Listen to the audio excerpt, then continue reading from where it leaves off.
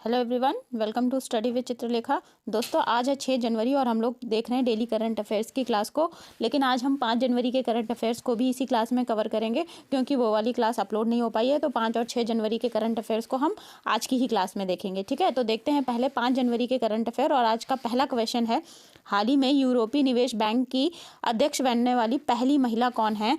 तो European investment bank जो है, यूरोपियन इन्वेस्टमेंट की जो पहली महिला अध्यक्ष बनी है, उनका नाम है Nadia Calvino. Option number D correct option हो जाएगा। ठीक है, और ये जो नादिया कैल्विनो हैं, ये स्पेन को बिलोंग करती हैं, स्पेन की रहने वाली हैं, तो जगह भी याद रखिएगा आप लोग।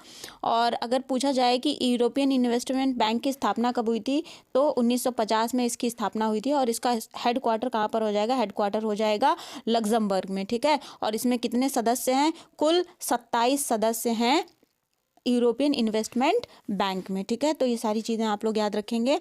अब हम आते हैं ऑप्शंस पे। तो जो पहला ऑप्शन है उर्सुला वॉन्डरली, उर्सुला वॉन्डरली का नाम भी चर्चा में रहा था। आप लोगों को ध्यान होगा कि हमने पिछले करंट अफेयर्स में पढ़ा था, ये यूरोपियन यूनियन की जो है हेड हैं। कौन? उर्सुला वॉन्डरली। और उर्सुला वॉन्डरली का नाम शायद आप लोगों को और भी कहीं याद आ रहा होगा। अगर नहीं याद आ रहा है तो मैं याद दिलाती हूँ कि जो फोर्ब्स की लिस्ट आई थी, फोर्ब्स की टॉप 100 पावरफुल वुमेन की जो लिस्ट आई थी, उसमें उर्सुला वॉन्डरली का जो नाम है वो टॉप पर था। इनको नंबर 1 रैंक प्राप्त हुई थी। ठीक है, अगर पूछा जाए कि फोर्ब्स की जो टॉप 100 पावरफुल वुमेन की लिस्ट थी, उसमें दूसरे नंबर पर कौन थी, तो उसमें दूसरे नंबर पे थी क्रिस्टीना लेगार्ड। ठीक है, क्या नाम रहेगा? Christine Lagarde. ये कौन है? ये यूरोपियन सेंट्रल बैंक की हेड है। ठीक, और तीसरा नाम इसमें किसका रहेगा? तीसरा नाम रहेगा कमला हैरिस का। कमला हैरिस कौन है? यूएसए की वाइस प्रेसिडेंट हैं। तो ये तीनों नाम आप लोग ध्यान रखोगे। अच्छा, अभी अगर यहाँ से क्वेश्चन बने कि फोर्ब्स की जो टॉप 100 पावरफुल वुमेन की जो लिस्ट थी, इसमें 4 भारतीय महिलाएं भी शामिल थीं, तो उन भारतीय महिलाओं के नाम और रैंक कौन कौन सी हो जाएंगी? तो देखिए, जो हमारी वित्त मंत्री हैं, फाइनेंस मिनिस्टर, कौन? निर्मला सीतारमण। ठीक है, इनको 22वां स्थान मिला है फोर्ब्स टॉप 100 लिस्ट में। ठीक है, और लगातार 5वीं बार इन्होंने इस लिस्ट में अपना स्थान बनाया है, ये भी ध्यान रखिएगा। दूसरा नाम हो जाएगा रोशनी नादर का। ठीक है, क्या नाम हो जाएगा? रोशनी नादर। ये कौन है? ये HCL की चेयरपर्सन है और इनको 60वीं रैंक प्राप्त हुई है, 60th रैंक प्राप्त हुई है, ध्यान रखिएगा। HCL की चेयरपर्सन है ये। तीसरा नाम हो जाएगा सोमा मंडल का। ठीक है, सोमा मंडल को 70वीं रैंक प्राप्त हुई है, और ये कौन है? ये स्टील अथॉरिटी ऑफ इंडिया की चेयरमैन है। ठीक है, और चौथा नाम जो है इस लिस्ट में वो है किरण मजूमदार का। ठीक है, किरण मजूमदार कौन है? ये बाइकॉन जो कंपनी है उसकी फाउंडर है। ठीक है, तो और इनको स्थान कौन सा प्राप्त हुआ है? इनको 76वां स्थान प्राप्त हुआ है। तो रैंक और नाम, ये चारों आप नाम भी याद रखेंगे और रैंक भी याद रखेंगे। ठीक, चलिए अब बात करते हैं हम अपने ऑप्शंस की। जो बचे हैं 2, क्रिस्टीना जॉर्जीवा, ये कौन है? ये IMF की जो हेड हैं, क्रिस्टीना जॉर्जीवा। ठीक है, ध्यान रखिएगा। और डालिमा रूसेल्फ कौन है? डालिमा रूसेल्फ कौन है? NDB न्यू डेवलपमेंट बैंक की ये हेड हैं। ठीक है, तो ये दोनों नाम भी आप लोग याद रखिएगा, ये अभी चर्चा में थे। अब देखेंगे नेक्स्ट क्वेश्चन, क्वेश्चन नंबर 2। हाल ही में किस राज्य ने दुर्गावती अन्न प्रोत्साहन योजना शुरू करने की घोषणा की है? तो दुर्गावती अन्न प्रोत्साहन योजना मध्य प्रदेश ने शुरू करने की घोषणा की है। Option number B correct option हो जाएगा। मध्य प्रदेश के जो मुख्यमंत्री बने हैं नए, मोहन यादव, उन्होंने रानी दुर्गावती अन्न प्रोत्साहन योजना शुरू करने की घोषणा की है। इस योजना के अंतर्गत क्या होगा? ऐसे किसान जो मोटे अनाज का उत्पादन करते हैं, ठीक है, मोटे अनाज को उगाते हैं, उनको 10 रुपये प्रति किलो के हिसाब से प्रोत्साहन राशि दी जाएगी। ठीक है, प्रोत्साहन राशि दी जाएगी। उससे क्या होगा कि किसानों में मोटे अनाज को उगाने के लिए उनको प्रोत्साहन मिलेगा, उनको बल मिलेगा। ठीक है, अच्छा, अगर मोटे अनाज का नाम मैंने यहाँ पर लिया है, तो आप लोगों को मोटे अनाज से याद होगा कि वर्ष 2023 को अंतर्राष्ट्रीय मिलेट वर्ष घोषित किया था। किसने? WHO ने। मिलेट मतलब मोटा अनाज, यही ज्वार बाजरा, ये सारी चीज़ें हमारी मोटे अनाज में आती हैं। ठीक है, तो ये चीज़ भी आप लोग ध्यान रखिएगा। अब हम करेंगे क्या? रिवीजन का टाइम है, तो आप लोगों को मेरे साथ बोलना पड़ेगा कुछ इंपॉर्टेंट योजनाएं। हम लगभग 10 योजनाएं देखने जा रहे हैं जो वर्ष 2023 में शुरू हुई थी और इम्पॉर्टेंट रहती हैं आपकी। तो देखिए, पहली हो जाती है मिशन महिला सारथी। तो मिशन महिला सारथी पहल कहाँ पर शुरू की गई थी? ये उत्तर प्रदेश में शुरू की गई थी। सपनों का संचय जमा लिंक्ड योजना कहाँ पर शुरू की गई थी? ये आपकी हिमाचल प्रदेश में शुरू की गई थी। नमो शेतकरी महासम्मान निधि योजना कहाँ पर शुरू की गई थी? नमो शेतकरी से याद रखिएगा, ये महाराष्ट्र में शुरू की गई थी। ठीक है। कृषक उपहार योजना, ये भी आपकी उत्तर प्रदेश में शुरू की गई है। अगर पूछा जाए मिशन इन्वेस्टिगेशन @75, ये कहाँ पर शुरू किया गया है? ये बिहार में शुरू किया गया है, बिहार पुलिस के द्वारा। ठीक है। उन्नत आरोग्य श्री योजना कहाँ पर शुरू की गई है? तो उन्नत आरोग्य श्री योजना हो जाएगी आपकी आंध्र प्रदेश में। ग्रामीण आवास न्यायालय योजना का न्याय योजना ग्रामीण आवास न्याय योजना कहाँ पर शुरू की गई है? तो ये आपकी छत्तीसगढ़ में शुरू की गई है। ठीक है। कहाँ पर? छत्तीसगढ़ में। मुख्यमंत्री खेत सुरक्षा योजना, ये तो उत्तर प्रदेश में ही शुरू की जानी है। अगली हो जाएगी प्रधानमंत्री विश्वकर्मा योजना को लागू करने वाला पहला यूनियन टेरिटरी कौन बना था? तो प्रधानमंत्री विश्वकर्मा योजना को लागू करने वाला पहला यूनियन टेरिटरी बना था जम्मू और कश्मीर। ठीक है। ये सारे फैक्ट आप लोग याद रखेंगे। अब हम पढ़ेंगे अगले क्वेश्चन की ओर। हाल ही में किसने के स्मार्ट ऐप शुरू किया है? तो के स्मार्ट ऐप शुरू करने वाला जो राज्य है वो केरल है। Option number C correct option हो जाएगा। के स्मार्ट ऐप से क्या होगा?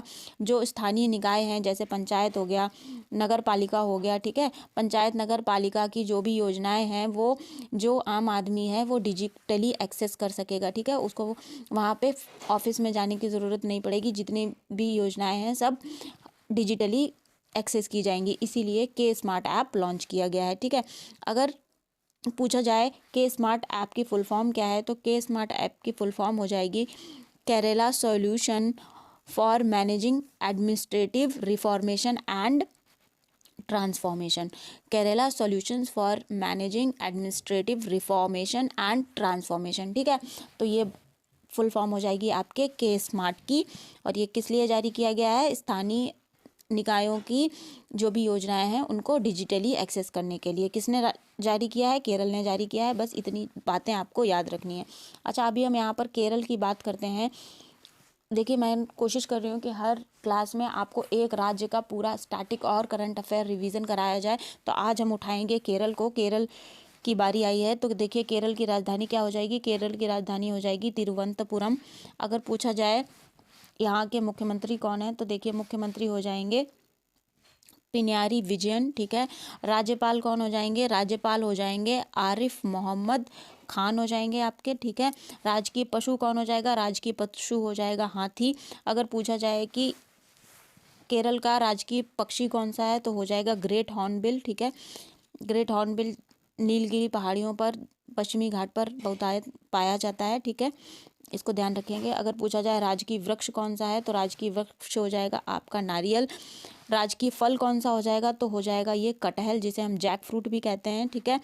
अगर पूछा जाए मछली कौन सी है, राजकीय मछली का नाम हो जाएगा ग्रीन क्रोमाइड। इसको ध्यान रखिएगा और इस पर इंपॉर्टेंट टिक भी कर लीजिएगा आप लोग। ठीक है। आपका विक्रम साराभाई स्पेस सेंटर कहाँ पर पड़ जाता है? विक्रम साराभाई स्पेस सेंटर आपका पड़ेगा केरल में। और केरल को स्पाइस गार्डन्स ऑफ इंडिया भी कहा जाता है। अगर मैं पूछूं कि केरल में कौन कौन से नेशनल पार्क हो जाते हैं, तो साइलेंट वैली, पेरियार, अराविकुलम, अनाईमुड़ी, शोला, ये सारे नेशनल पार्क कहाँ पर हो जाएंगे? ये हो जाएंगे आपके केरल में। अगर कहीं पर क्वेश्चन बन जाए कि केरल का शास्त्रीय नृत्य कौन कौन से हैं, तो केरल के 2 शास्त्रीय नृत्य हो जाते हैं। पहला है कथकली, दूसरा है मोहिनी अट्टम। ठीक है। कथकली और मोहिनी अट्टम, ध्यान रखिएगा। अच्छा, शास्त्रीय भाषा, तो शास्त्रीय भाषा हो जाएगी केरल की मलयालम। ठीक है। और अगर पूछा जाए कि केरल का जो समुद्री तट है, देखिए ये भारत का प्रायद्वीपीय भारत हो जाता है। ठीक है। तो जो ये वाला हिस्सा है, इस तरफ होता है केरल और इस तरफ होता है ये आपका तमिलनाडु। ठीक है। तो जो इसको पश्चिमी घाट के क्षेत्र भी कहते हैं और इधर ही होता है केरल। तो केरल के समुद्री तट को कहते हैं मालाबार तट। और पश्चिमी घाट को छोड़कर पूर्वी घाट जो है, जिधर तमिलनाडु का जो समुद्र तट है, इसको कहते हैं कोरोमंडल। आप लोगों को कन्फ्यूज़न ना हो इसलिए दोनों बता दिए हैं। ठीक है। चलिए, अब अगर क्वेश्चन बने कि केरल में लोकसभा की कितनी सीटें हैं, तो लोकसभा की 20 सीटें हो जाएंगी, राज्यसभा की 9 सीटें हो जाएंगी और विधानसभा की कुल सीटों की संख्या कितनी है, तो हो जाएगी 140। ठीक है।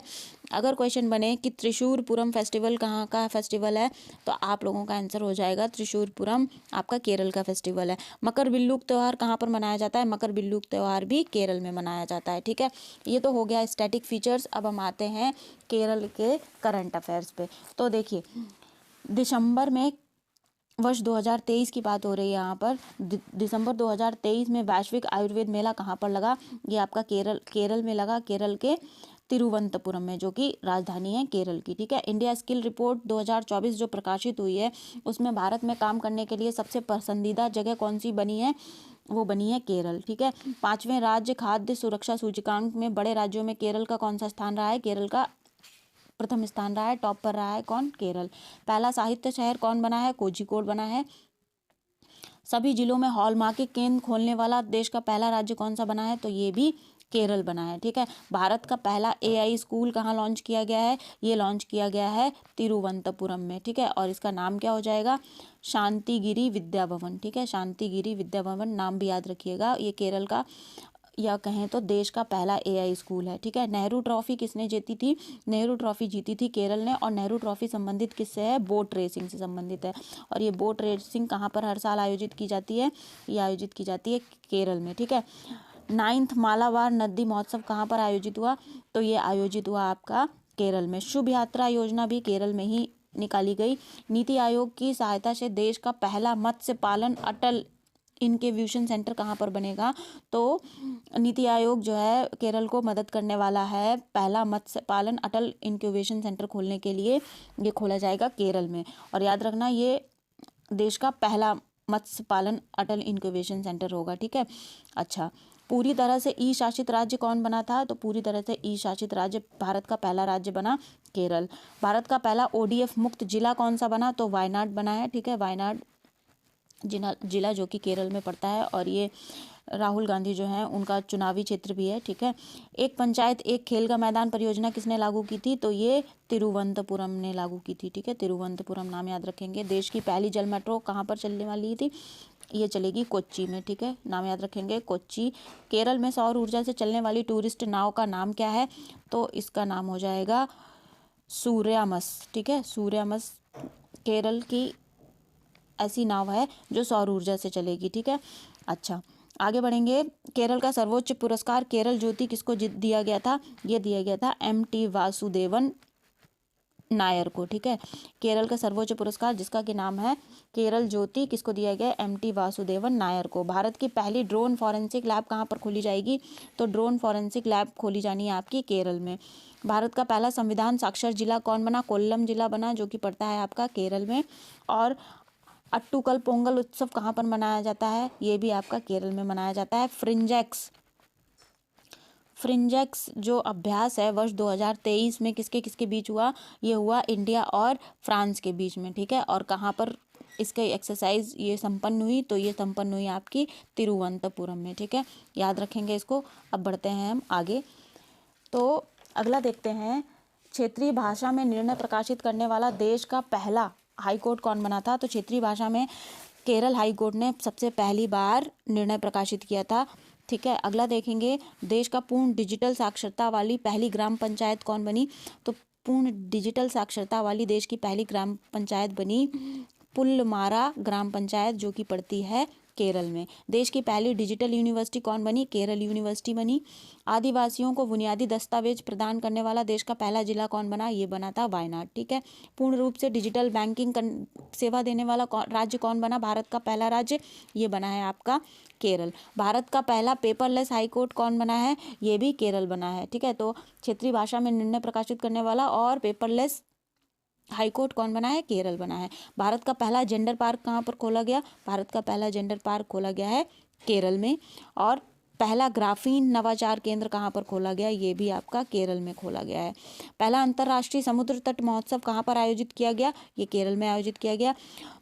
और ये इंपॉर्टेंट टिक कर लीजिएगा इस पे कि विश्व का पहला ताड़ के पत्तों का पांडुलिपि संग्रहालय कहाँ पर बना है, ये बना है आपका तिरुवनंतपुरम में। ठीक है, तिरुवनंतपुरम जो कि केरल की राजधानी है। और जल बजट पेश करने वाला भारत का पहला राज्य कौन बना, ये भी आपका केरल बना है। ठीक है, देश का पहला और इकलौता राज्य जिसके पास खुद का इंटरनेट है, खुद की इंटरनेट सेवा है, वो कौन है? केरल है। और इसका नाम क्या है? के फोन। ठीक है, नाम याद रखेंगे, के फोन। तो इस प्रकार से ये हो जाते हैं केरल के स्टैटिक फीचर्स और करंट अफेयर जो हमने अभी रिवीजन किया है। ठीक है, आई होप ये आप लोगों ने मेरे साथ रिवाइज किया होगा और मेरे साथ रिवाइज करते रहिए। अगर क्लासेस आपको परमानेंटली देखनी है, रोज़ वीडियो की नोटिफिकेशन चाहिए, तो चैनल को सब्सक्राइब कर लीजिए और बेल आइकन प्रेस कर दीजिएगा। आप वीडियो पसंद आया तो इसे लाइक भी कर दीजिएगा। बढ़ेंगे आगे, देखेंगे अगला क्वेश्चन। हाल ही में पीएलआई मंजूरी पाने वाली भारत की पहली इलेक्ट्रिक वाहन कंपनी कौन सी है? तो पीएलआई मंजूरी प्राप्त करने वाली भारत की पहली इलेक्ट्रिक व्हीकल की कंपनी जो है वो है Ola electric. Option number B correct option हो जाएगा। पीएलआई क्या है? पीएलआई होता है प्रोडक्शन लिंक्ड इनिशिएटिव। ठीक है, प्रोडक्शन लिंक्ड इनिशिएटिव, याद रखिएगा इसको। अब इसमें क्या होगा, देखिए ओला इलेक्ट्रिक जो है सरकार की उत्पादन लिंक्ड प्रोत्साहन योजना की पात्र होने वाली भारत की पहली कंपनी है। और इसको इस योजना में पात्र किसने बनाया है? तो भारी उद्योग मंत्रालय जो है उसने इस योजना के अंतर्गत ओला इलेक्ट्रिक को पात्र बनाया है। और भारी उद्योग मंत्रालय के मंत्री कौन है? तो महेंद्र नाथ पांडे भारी उद्योग मंत्रालय के मंत्री हैं, याद रखिएगा। इस योजना में जो कंपनी पात्र हो जाती है उसको फ़ायदा क्या होता है? देखिए उसको क्या फ़ायदा होता है कि जैसे ओला इलेक्ट्रिक अब इस योजना में शामिल हो गई है, पीएलआई मंजूरी मिल गई है, तो क्या होगा, ओला इलेक्ट्रिक को ये जितनी भी यूनिट व्हीकल बनाएगी उसको पर यूनिट 15 से 18,000 रुपये तक का क्या होगा, छूट मिलेगी। किसकी तरफ से? सरकार की तरफ से लाभ मिलेगा। तो मान लीजिए ओला एक साल में 1 लाख इलेक्ट्रिक स्कूटर जो है प्रोड्यूस करती है। तो अब ओला का जो एक स्कूटर है मान लेते हैं वो 1 लाख रुपए का पड़ता है, तो अगर 15,000 रुपये की छूट सरकार इसको देगी तो ओला क्या करेगी, ओला भी 15,000 रुपये की छूट पे बेचेगी। तो क्या होगा कि फ़ायदा होगा ओला को कि ओला के जो स्कूटर्स हैं वो ज़्यादा बिकेंगे। ठीक है, और कस्टमर को भी फ़ायदा होगा कि कस्टमर को वो कम पैसे में मिलेगा। ठीक है, तो इस प्रकार से क्या होगा, कंपनी और कस्टमर दोनों का फ़ायदा होने वाला है। ठीक है, तो ये तो हो जाती है पीएलआई योजना। अब हम देखते हैं कि ओला का अभी आपको नाम याद आ रहा होगा, ओला ने अभी एक एआई मॉडल लॉन्च किया था जिसका कि नाम था, क्या नाम था? ओला ने एआई मॉडल लॉन्च किया था, उसका नाम था कृत्रिम। ठीक है, कृत्रिम नाम याद रखिएगा। चलिए बढ़ेंगे आगे, अगला क्वेश्चन देखेंगे। हाल ही में बाबरी मस्जिद होगा ये, बजाज नहीं है। हाल ही में बाबरी मस्जिद राम मंदिर डिलेमा, ये पुस्तक किसने लिखी है? तो देखिए बाबरी मस्जिद राम मंदिर डिलेमा, ये जो पुस्तक है ये लिखी है माधव गोडबोले ने। Option number C correct option हो जाएगा। ठीक है, इनका बस नाम याद रखिए। द बाबरी मस्जिद राम मंदिर डिलेमा पुस्तक किसने लिखी? माधव गोडबोले ने लिखी। नेक्स्ट क्वेश्चन देखेंगे। हाल ही में भारतीय नौसेना के उप प्रमुख कौन बने हैं? तो भारतीय नौसेना के उप प्रमुख जो बने हैं उनका नाम है दिनेश के Tripathi. Option number A correct option हो जाएगा। और अरविंद पनगड़िया, अभी हमने पढ़ा था पिछले करंट अफेयर्स में कि ये 16वें वित्त आयोग के अध्यक्ष बने हैं। और जो नीति आयोग के पहले उपाध्यक्ष थे वो कौन थे? वो भी अरविंद पनगड़िया थे। ठीक है, चलिए बढ़ेंगे अगले क्वेश्चन की ओर। हाल ही में ई कॉमर्स स्टार्टअप ऑपडोर किसने लॉन्च किया है? तो ई कॉमर्स स्टार्टअप जो है ऑपडोर ये लॉन्च किया है बिन्नी बंसल ने। ये कौन है? ये फ्लिपकार्ट के हेड हैं। और ये जो ऑपडोर स्टार्टअप है ये क्या करेगा, ये जो भी ई कॉमर्स स्टार्टअप खोलना चाहता है, मान लीजिए अगर कोई, तो ऑपडोर उसको हेल्प करेगी उस पर्सन को ई कॉमर्स प्लेटफॉर्म प्रदान करने में, ई कॉमर्स प्लेटफॉर्म डेवलप करने में। नेक्स्ट क्वेश्चन देखेंगे हम। हाल ही में भारतीय सहकारी डेयरी महासंघ के मुख्यालय की आधारशिला कहाँ पर रखी गई है? तो सहकारी डेयरी महासंघ के मुख्यालय की आधारशिला आनंद में रखी गई है, ये गुजरात में पड़ता है। ठीक है, अब यहाँ से एक क्वेश्चन बनना चाहिए, वो ये इम्पॉर्टेंट कि राष्ट्रीय दूध डेयरी अनुसंधान संस्थान कहाँ पर है? तो राष्ट्रीय दूध डेयरी अनुसंधान संस्थान हो जाएगा आपका करनाल में। ठीक है, करनाल हरियाणा में।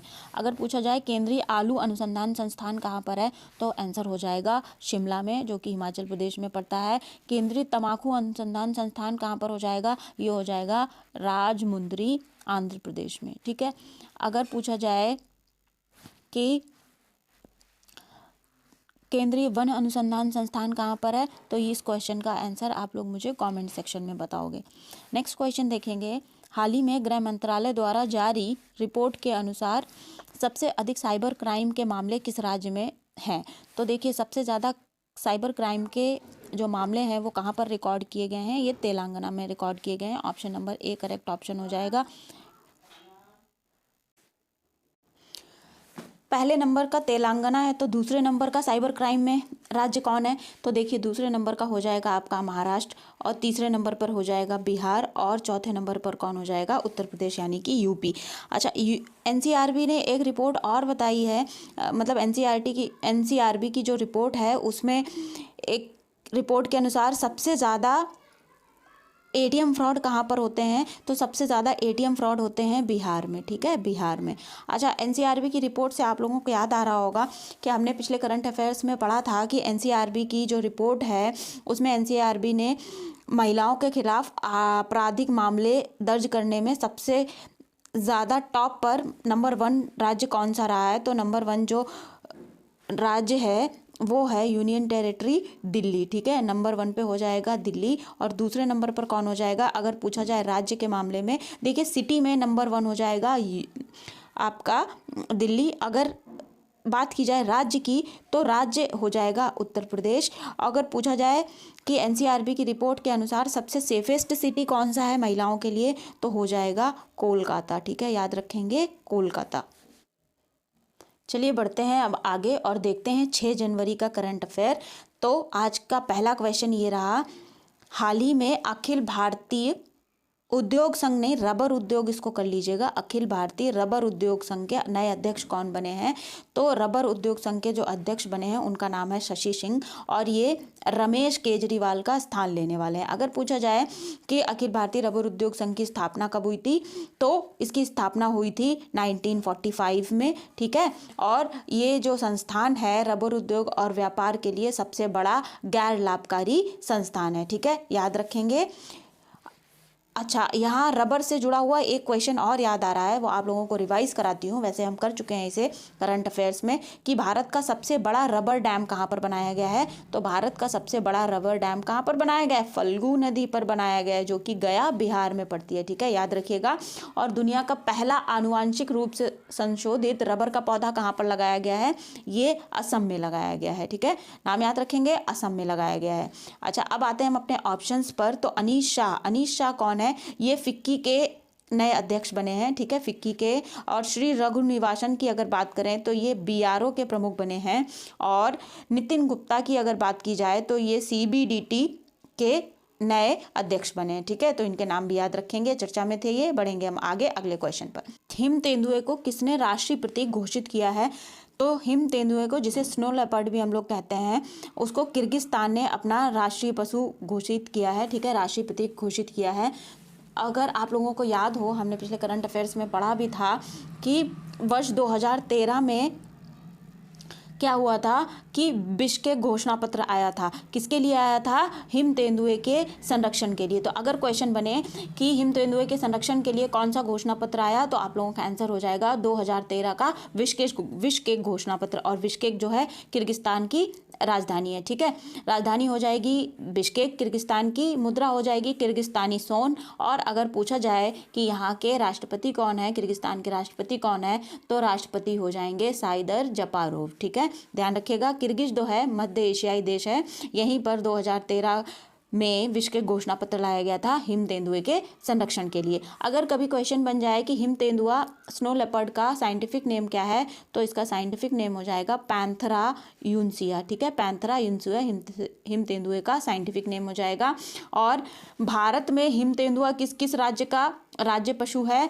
तो हो जाएगा हिमाचल का राज्य पशु है कौन? हिम तेंदुआ। और अभी हाल ही में लद्दाख ने भी हिम तेंदुए को अपना राज्य पशु घोषित किया है, ठीक है। अच्छा, और बताओ आप लोग मुझे ये क्वेश्चन,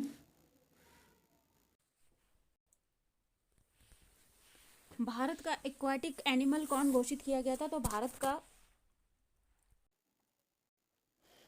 भारत का एक्वाटिक एनिमल किसको घोषित किया गया है?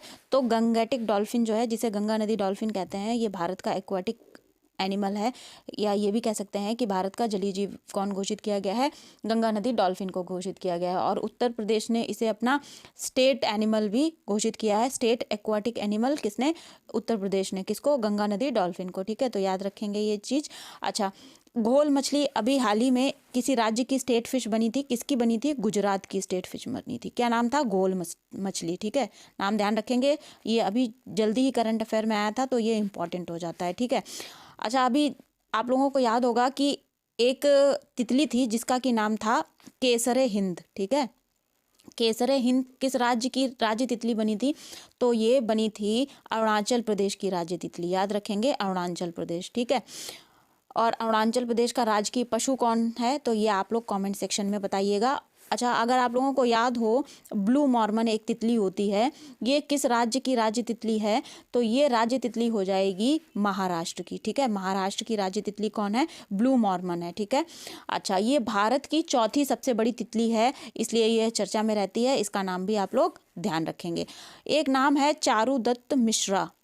अब ये चारुदत्त मिश्रा कौन है, तो चारुदत्त मिश्रा जो हैं ये हिम तेंदुआ संरक्षणवादी हैं, और इन्हें इनके प्रयासों के लिए एक अवार्ड दिया गया था जिसका कि नाम है बीटली गोल्ड अवार्ड। ठीक है, बीटली गोल्ड अवार्ड किसको दिया गया था, ये चारुदत्त मिश्रा को दिया गया था। और अंतर्राष्ट्रीय हिम तेंदुआ दिवस कब होता है, तो अंतर्राष्ट्रीय हिम तेंदुआ दिवस जो है 23 अक्टूबर को मनाया जाता है। तो ये सारी हिम तेंदुए से जुड़ी हुई बातें थी, ये सारी आप लोग याद रखोगे। अब हम बढ़ेंगे आगे और देखेंगे अगला प्रश्न।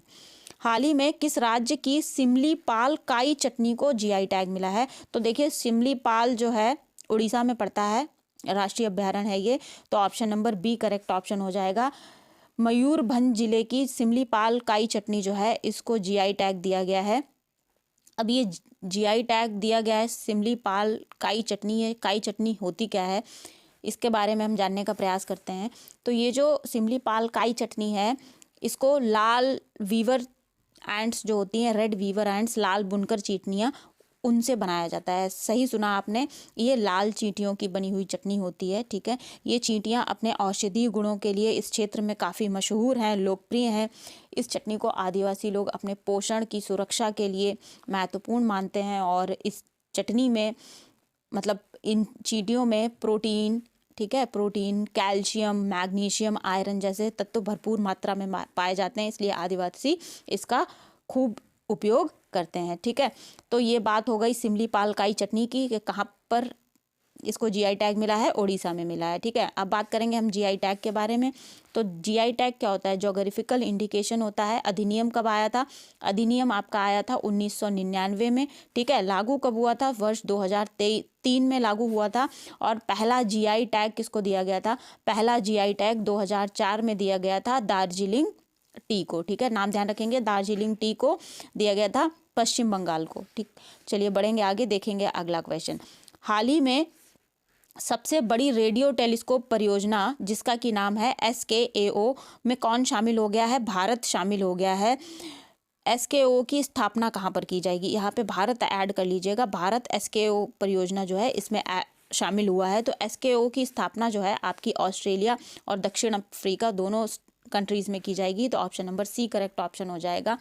SKO है क्या, तो SKO की जो फुल फॉर्म है वो कुछ इस तरीके से हो जाएगी जिसे कि कहा जाएगा स्क्वायर किलोमीटर अराय ऑब्जर्वेटरी। ठीक है, इसमें क्या होगा, इस प्रोजेक्ट में हज़ारों एंटीना एक साथ लगाए जाएंगे, और फिर ये जो भी एंटीना लगे होंगे अलग अलग जगह पे, ये सारे मिलकर के एक साथ काम करेंगे। ठीक है, और तो ये स्थापित कहाँ पर किए जाएंगे, ऑस्ट्रेलिया में और साउथ अफ्रीका में। और यहाँ से एक क्वेश्चन ये भी बन सकता है कि SKO का हेडक्वार्टर कहाँ पर है, तो SKO का हेडक्वार्टर हो जाएगा आपका ब्रिटेन में। ठीक है, इससे पहले एक विश्व का सबसे बड़ा रेडियो टेलीस्कोप था जिसे कि अभी नष्ट कर दिया गया है, उसका नाम क्या था, तो उसका नाम था एरीसिवो। ठीक है, एरीसिवो याद रखेंगे, जो कि कहाँ पर स्थित था, जो कि स्थित था प्रूटोरिको में। प्रूटोरिको में स्थित था कौन, एरीसिवो। ये रेडियो टेलीस्कोप था विश्व का सबसे बड़ा जिसे कि अभी नष्ट कर दिया जा चुका है। क्यों, क्योंकि अब ये ठीक से काम नहीं कर रहा था। ठीक है, अच्छा, यहाँ से एक क्वेश्चन और इम्पॉर्टेंट बन जाता है कि भारत में लिक्विड मिरर टेलीस्कोप की स्थापना कहाँ पर की गई है। तो भारत में लिक्विड मिरर टेलीस्कोप की स्थापना की गई है आपकी देवस्थल में। देवस्थल कहाँ पर पड़ता है, ये पड़ता है उत्तराखंड में, ठीक है, ध्यान रखेंगे उत्तराखंड में। और लीगो प्रोजेक्ट कहाँ पर लगाया गया है, लीगो प्रोजेक्ट लगाया गया है महाराष्ट्र के हिंगोली में, ठीक। तो ये सारी चीज़ें याद रखेंगे। अब बढ़ेंगे आगे, देखेंगे अगला क्वेश्चन। हाल ही में किस राज्य सरकार ने गुणोत्सव 2024 कार्यक्रम शुरू किया है। तो गुणोत्सव 2024 कार्यक्रम किसने शुरू किया है, ये असम ने शुरू किया है। Option number A correct option हो जाएगा। इस उत्सव को लॉन्च करने का उद्देश्य क्या है, तो इस उत्सव को लॉन्च करने का उद्देश्य ये है कि प्राइमरी और सेकेंडरी जो स्कूल हैं, सरकारी स्कूल्स में पढ़ने वाले जितने भी बच्चे हैं, करीब 40 लाख बच्चे इसके अंतर्गत आएंगे, उन बच्चों का समग्र मूल्यांकन होगा। समग्र मूल्यांकन करने से क्या होगा कि बच्चों के जो एरिया लैकिंग होंगे, जहाँ पर वो बच्चे सही से परफॉर्म नहीं कर पा रहे होंगे, उनको डिटेक्ट किया जा सकेगा और उनको हाई क्वालिटी एजुकेशन दी जा सकेगी, ठीक है। तो गुणोत्सव को आयोजित करने का जो उद्देश्य है सरकार का वो यही है कि बच्चों को हाई क्वालिटी एजुकेशन प्रोवाइड कराई जा सके। तो अब यहाँ से क्वेश्चन ये बनता है कि असम सरकार द्वारा इसका ये जो गुणोत्सव है, इसका ये कौन सा संस्करण था। तो इस साल 2024 में इसका ये 5वां संस्करण है, ठीक है। ये पहली बार नहीं आयोजित हुआ है, इससे पहले भी 4 बार हो चुका है और ये 5वां संस्करण था। अभी हम बात कर रहे हैं यहाँ पर असम की, तो हम देखेंगे असम के कुछ स्टैटिक फीचर और वहाँ का कुछ करंट अफेयर, ठीक है। जो इंपॉर्टेंट करंट अफेयर बनता है वो देखते हैं।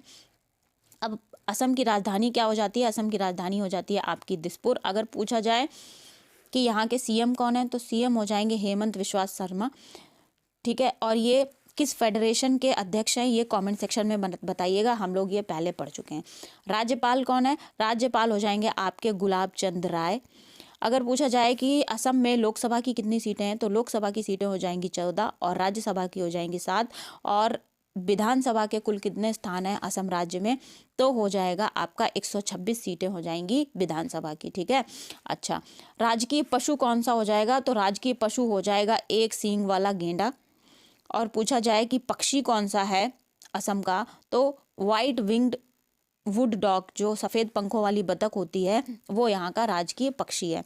राजकीय वृक्ष हो जाएगा होलोंग, ठीक है, ये थोड़ा अच्छा नाम है, इसको ध्यान रखिएगा, होलोंग।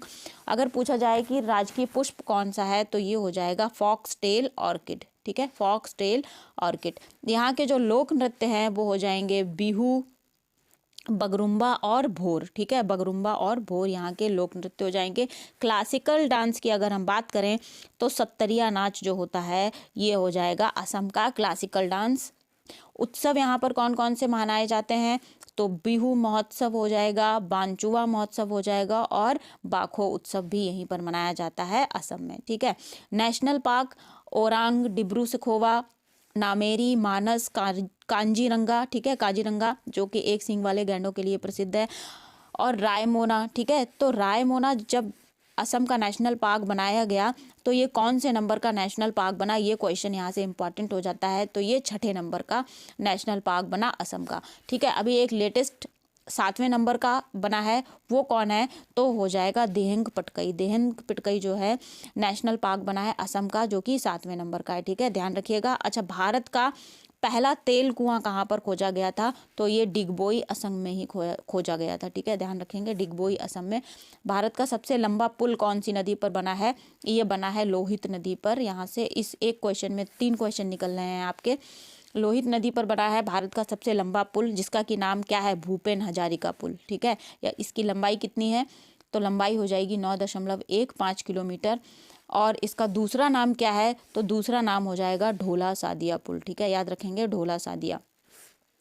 और पूछा जाए कि जो लोहित नदी है ये किसकी सहायक नदी है, तो लोहित नदी हो जाएगी ब्रह्मपुत्र की सहायक नदी, ठीक है, ब्रह्मपुत्र की सहायक नदी। ब्रह्मपुत्र को निकलती कहाँ से है, ब्रह्मपुत्र नदी का उद्गम कहाँ से होता है, इस तरीके का क्वेश्चन बनेगा अगर ज्योग्राफी में, तो आप लोग आंसर करोगे। अगर ऑप्शन में रहता है मानसरोवर झील के पास से निकलती है, तो मानसरोवर झील पे टिक करना। अगर ऑप्शन में रहे कि चेमा युंगडुंग ग्लेशियर से निकलती है, तो आप लोग इसको टिक करना, मानसरोवर झील के पास चेमा युंगडुंग ग्लेशियर है, वहाँ से ब्रह्मपुत्र नदी निकलती है, ठीक है।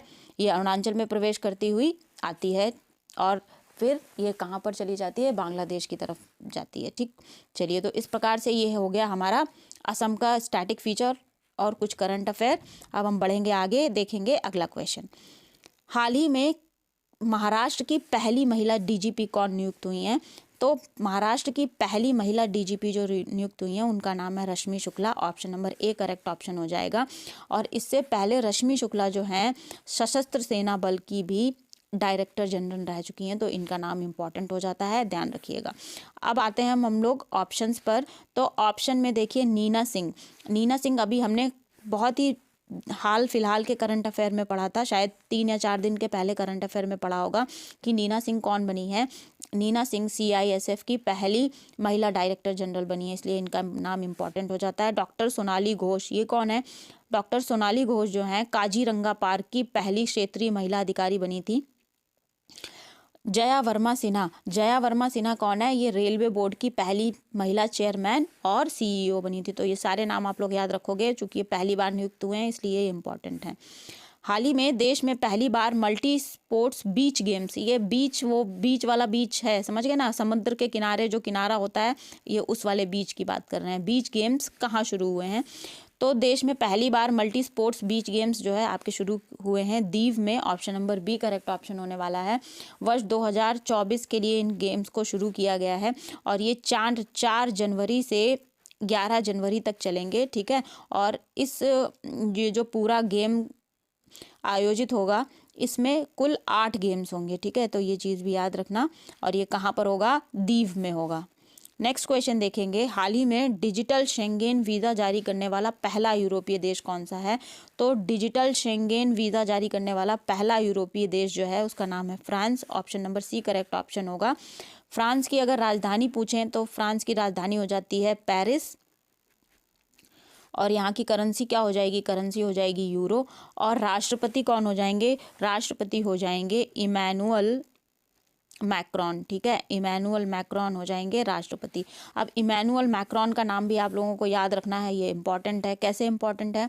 देखिए इमैनुअल मैक्रॉन जो अभी हमारे 26 जनवरी की परेड होने वाली है, ये आने वाले हैं चीफ गेस्ट के रूप में। इमैनुअल मैक्रॉन 26 जनवरी के हमारे गणतंत्र दिवस के उत्सव पे कौन होगा चीफ गेस्ट? इमैनुअल मैक्रॉन होंगे, जो कि फ्रांस के राष्ट्रपति हैं, प्रेसिडेंट हैं, याद रखिएगा।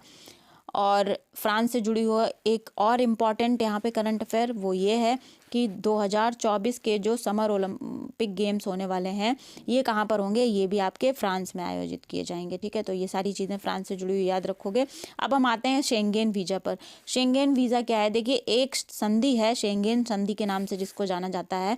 इसमें क्या है? यूरोपियन यूनियन के जितने भी देश हैं, कितने देश हैं इसमें? 27 देश हैं, ठीक है।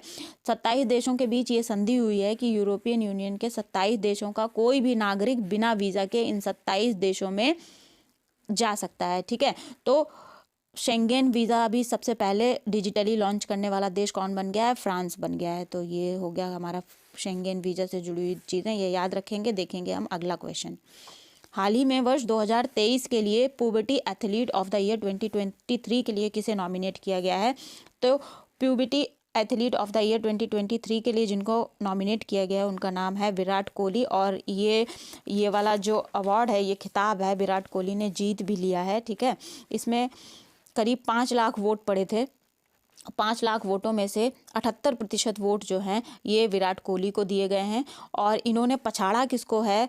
तो लियोनेल मेस्सी को इन्होंने पीछे कर दिया है। लियोनेल मेस्सी को इसमें 22% मात्र वोट मिले हैं, ठीक है, ध्यान रखिएगा। तो प्यूबर्टी male athlete of the year कौन बना है 2023 में? ये बने हैं Virat Kohli. Option number D correct option हो जाएगा। तो इस तरीके से हमने 5 और 6 जनवरी के करंट अफेयर कंप्लीट किए हैं। ये सारे क्वेश्चंस इंपॉर्टेंट हैं, सब आप लोग याद रखोगे, इनका अच्छे से रिवीजन करोगे। क्लास पसंद आई है तो इसे लाइक करोगे, स्टडी ग्रुप्स में, पेयर ग्रुप्स में शेयर करना। और चैनल को सब्सक्राइब नहीं किया है तो चैनल को सब्सक्राइब कर लीजिएगा, बेल आइकन प्रेस कर दीजिएगा। तब तक के लिए पढ़ते रहिए, मिलते हैं अगली क्लास में। Thank you everyone.